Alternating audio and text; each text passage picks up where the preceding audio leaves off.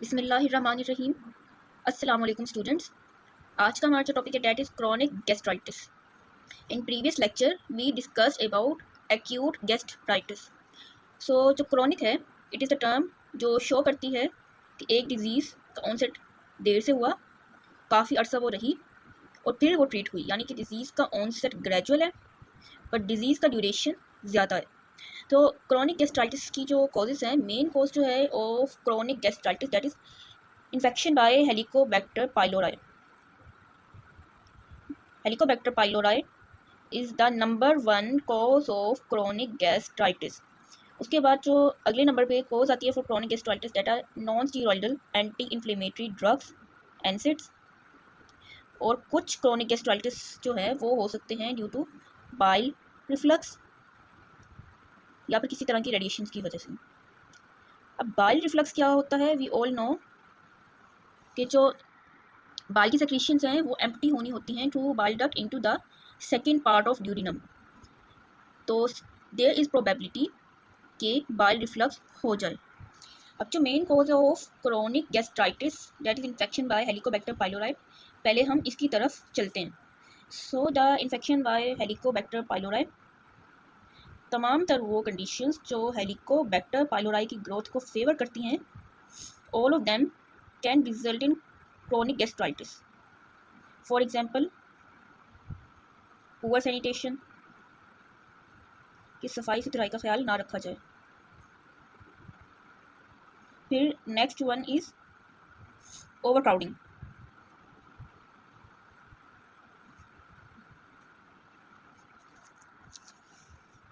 Poverty, गुर्बत, and then limited education.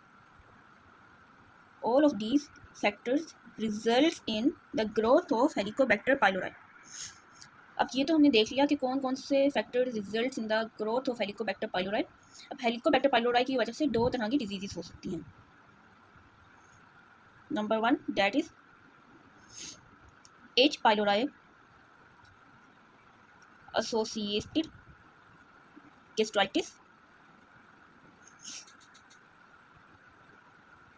and the next one is autoimmune gastritis. अब ये जो दो डिजीज़ेस हैं due to H pylori, important बात ये है कि एच पाइलोराई ये दोनों डिजीज़ेस किस तरह से कॉज करता है। तो ऑब्वियसली इसमें जो मेजर रोल आ जाता है that is of virulence factors, factors contributing in the virulence of H pylori. So यहाँ पे चार तरह के फैक्टर्स आते हैं which contributes to the virulence of H. pylori. Number one is flagella. जो स्टमक का म्यूकोजा होता है it is covered by the layer of mucus. So उस विशियस म्यूकस में जो फ्लैजिला है it helps H pylori to move. अगली चीज़ आती है an adhesive protein which favours the sticking of adhesion of H pylori on gastric mucosa that is adherence.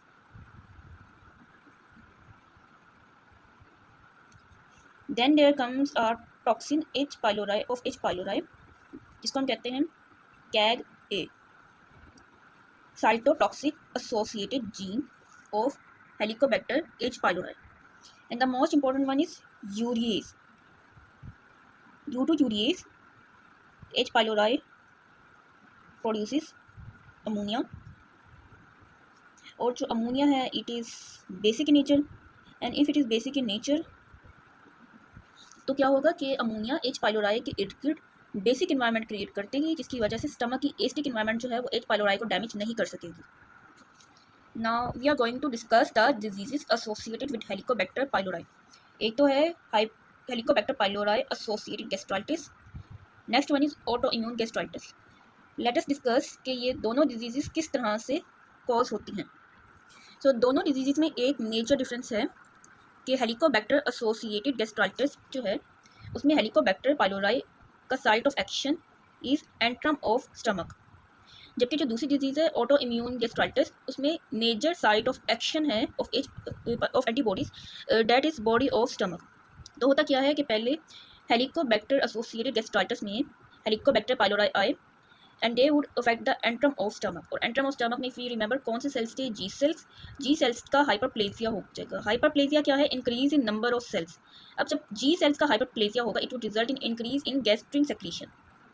Increase gastrin secretion into the lumen of stomach. Secreted gastrin in the lumen would move towards the fundus, act on parietal cells and result in increased production of acid. अब अगर further बात करें तो Helicobacter pylori associated gastritis जो है वो हो सकता है कि एंट्रम पर ही लिमिटेड रह जाए, या ऐसा भी हो सकता है वो एंट्रम से आगे बॉडी में, फंडस और स्टमक में प्रोसीड कर जाए। अगर Helicobacter pylori associated gastritis progress कर जाए into the body of stomach then into the fundus, it would result in the reduction in the mass of parietal cells, and reduction in the mass of parietal cells means reduced acid production. अब जो next disease है that is auto immune gastritis. नाम ही show करता है auto immune means के body के sales के against antibodies generate होंगी। तो इस डिजीज में होता क्या है कि एंटीबॉडीज जनरेट होती हैं, हेलिकोबैक्टर पाइलोराई आया इन आवर बॉडी, और फिर एंटीबॉडीज जनरेट होंगी against G cells present in the body of stomach, parietal cells present in fundus of stomach, and also antibodies are generated against the intrinsic factor secreted by stomach. इस case में क्या होगा कि फिर इन sales की destruction हो जाएगी। parietal cells की destruction means impaired acid secretion.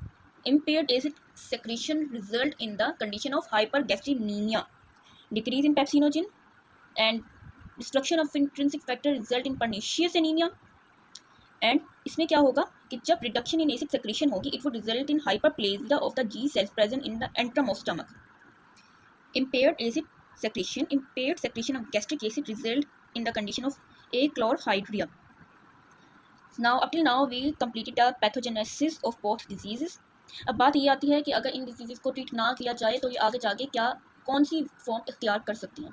सो अगर हेलिकोबैक्टर पाइलोराई एसोसिएटेड गैस्ट्राइटिस को ट्रीट ना किया जाए, it can result in the peptic ulcer. किस तरह से? वी नो कि हेलिकोबैक्टर पाइलोराई एक्ट कर on antrum of stomach, increase in gastrin production which acts on parietal cells, results in increased production of acid in the lumen of stomach. Increase production of acid in the lumen of stomach results in the condition which is known as peptic ulcer. Peptic ulcer को treat ना किया जाए तो फिर it would result in the intestinal metaplasia. Intestinal metaplasia से आगे जो condition आती है वो एडिनोकार्सिनोमा की है। Next disease was auto immune gastritis. So auto immune gastritis में क्या था कि पैराइटल सेल्स डिस्ट्रॉय हो गए, रिड्यूस्ड एसिड प्रोडक्शन, जी सेल्स डिस्ट्रॉय हो गए, रिड्यूस पेप्सिनोजन। ठीक, तो जब इतने सारे सेल्स स्टमक के डिस्ट्रॉय हो रहे हैं, it would result in mucosal atrophy, और म्यूकोजल एट्रोफी को भी अगर ट्रीट ना किया जाए, it can further result in the condition of carcinoma. अगर हम लेबोरेटरी डायग्नोसिस की बात करें, how would we differentiate between H pylori associated gastritis and auto immune gastritis. H pylori associated gastritis में क्या होगा कि हमें मिलेंगी एंटीबॉडीज अगेंस्ट एच पाइलोराई,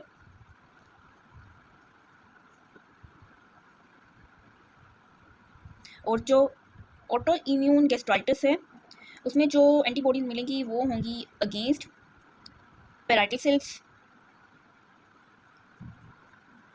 जी सेल्स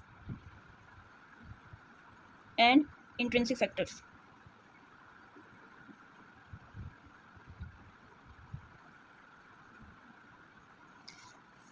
इन डिजीज़ को डायग्नोज करने का जो सही तरीका है वो तो एक है कि स्टमक की बायोप्सी करवाई जाए। अगली चीज़ ये है कि PCR, and number 3 is growth of organism in culture medium. अगला टेस्ट जो होगा that is urease breath test. और ऑटो इम्यून गैस्ट्राइटिस में एक बात रहेगी कि क्योंकि antibodies are produced against the intrinsic factor, it may result in the deficiency of vitamin B12 resulting in pernicious anaemia. Now we are going to discuss the histopathology of H pylori associated gastritis and auto immune gastritis. तो होता क्या है कि इन दोनों disease की proper diagnosis के लिए stomach की बायोप्सी करवाई जाती है, और फिर बायोप्सी स्पेसिमेन को एग्जामिन किया जाता है।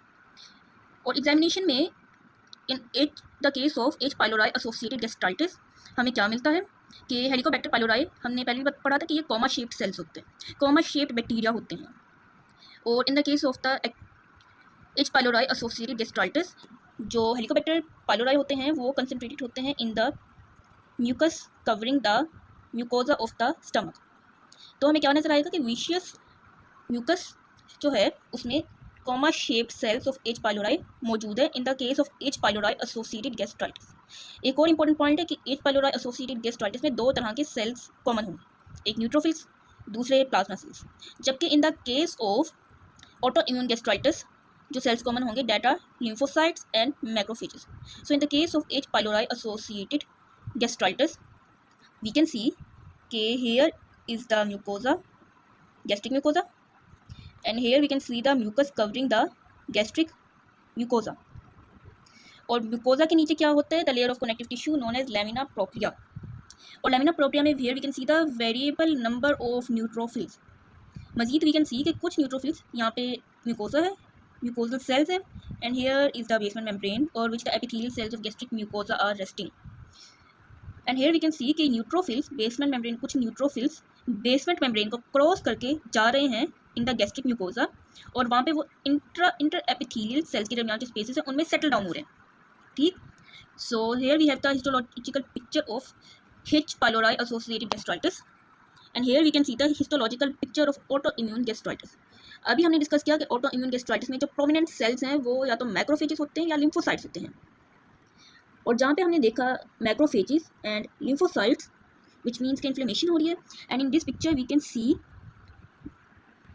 सम lymphocyte aggregates with germinal centre.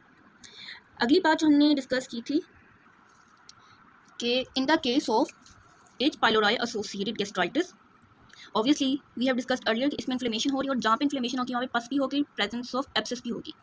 So in the case of H. pylori associated gastritis हमें गैस्ट्रिक पिट्स में पस कलेक्ट हुई नजर आएगी। And in the case of auto immune gastritis we discussed कि जो गैस्ट्रिक म्यूकोजा है उसकी एट्रोफी हो जाती है, and due to that purpose जो यूटिल फॉल्स हैं ऑफ स्टमक that are lost. Now what are the complications associated with chronic gastritis. सबसे पहले हम देख लेते हैं कि in the case of H. pylori associated gastritis क्या हो रहा था कि स्टमक का जो एंट्रम था दैट वाज अफेक्टेड, वहाँ पर जी सेल्स का हाइपरप्लेजिया हो रहा था। जी सेल्स का hyperplasia means excessive gastrin secretion. Excessive gastrin secretion means कि गैस्ट्रिन जो है that would move towards the parietal cells of the fundus and that would result in excessive acid secretion. अब जब stomach के lumen में excessive acid secretion होगी then that would result in the condition known as peptic ulcer. So अगर chronic gastritis को H. pylori associated gastritis को वक्त पे ट्रीट ना किया जाए it may result in peptic ulcer. अब पेप्टिक अल्सर को भी अगर ट्रीट ना किया जाए देयर इज अ पॉइंट कि it result in the stem cells programming of the mucosal epithelium. उसकी वजह से क्या होगा, मेटाप्लेजिया।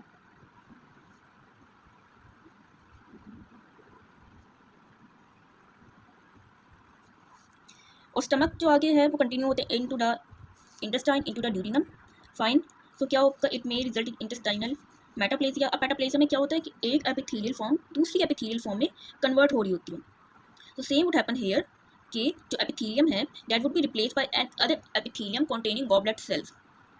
अब यहाँ तक बात आ गई मेटाप्लेजिया की, लेकिन अगर मेटाप्लेजिया को ट्रीट ना किया जाए तो होता ये है कि म्यूटेशंस जो हैं वो एक्यूमुलेट होती रहती हैं, और जब म्यूटेशंस एक्यूमुलेट होती रहती हैं it may result in dysplasia. And we all know dysplasia जो है इसमें size, shape, all the characteristics of cells are disordered. अगर डिस्प्लेजिया को भी ट्रीट ना किया जाए then it may result in the condition pre cancerous condition that is adenoma, जो इंशाल्लाह हम आने वाले लेक्चर में डिस्कस करेंगे।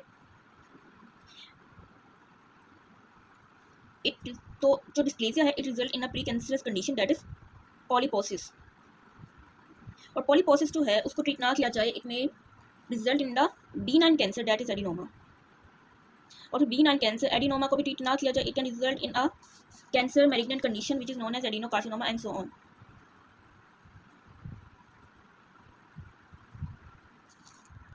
And what happens in the case of auto immune gastritis. तो ऑटो इम्यून गैस्ट्राइटिस के केस में क्या होता है, वी सॉ क्योंकि एंटीबॉडीज प्रोड्यूस हो रही थी against parietal cells, against chief cells, तो होगा क्या कि पैराइटल सेल्स का डैमेज होगा, चीफ सेल्स का डैमेज होगा। All of these condition would result in the mucosal atrophy, क्योंकि अगर गैस्ट्रिक म्यूकोजा के सेल्स ही डैमेज हो रहे हैं due to auto immune disease, due to the attack of antibodies, then it would result in the damage of mucosa, also resulting in mucosal atrophy.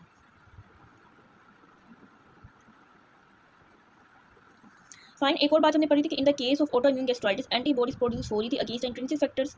Intrinsic factors की destruction means no absorption of vitamin B12, so it results in vitamin B12 deficiency resulting in pernicious anaemia.